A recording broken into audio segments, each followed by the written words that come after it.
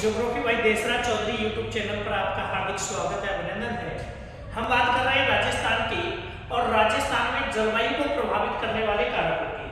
जब जलवायु को प्रभावित करने वाले कारकों की बात होती है तो पहला ही कारक कौन सा है? अक्षांशीय स्थिति। किसी भी देश या किसी भी राज्य की जलवायु का जो अध्ययन किया जाता है वो अक्षांशीय स्थिति के आधार पर किया जाता है। प्यारे साथियों, किसी भी राज्य में, जैसे मैं राजस्थान की बात करूं, राजस्थान हमारा उपोष्णकटिबंधीय जलवायु क्षेत्र में है, लेकिन राजस्थान के बांसवाड़ा डूंगरपुर में उष्णकटिबंधीय जलवायु है, इसका प्रभाव दिखाई देता है। इसके बाद में अगर हम बात करें, दूसरा कारक होता है समुद्र तट से दूरी। कौन सा कारक होता है प्यारे साथियों? समुद्र तट से दूरी। ये समुद्र तटीय राज्यों में वर्ष भर एक समान मौसम रहता है, तापमान एक समान रहता है प्यारे साथियों, जबकि समुद्र तट से दूरी बढ़ने पर तापमान में कमी और वृद्धि होती है।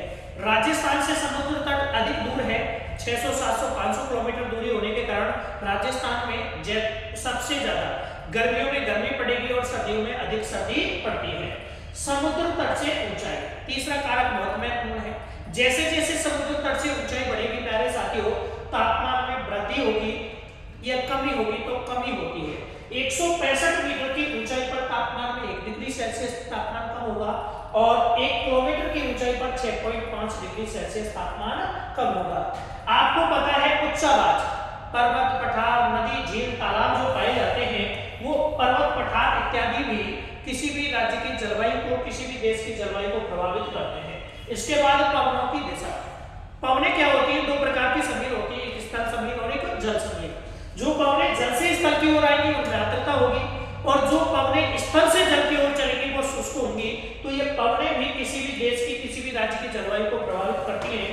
और छठवां कारक है तापमान, वर्षा और वनस्पति। ये कैसे प्रभावित करती है प्यारे साथियों?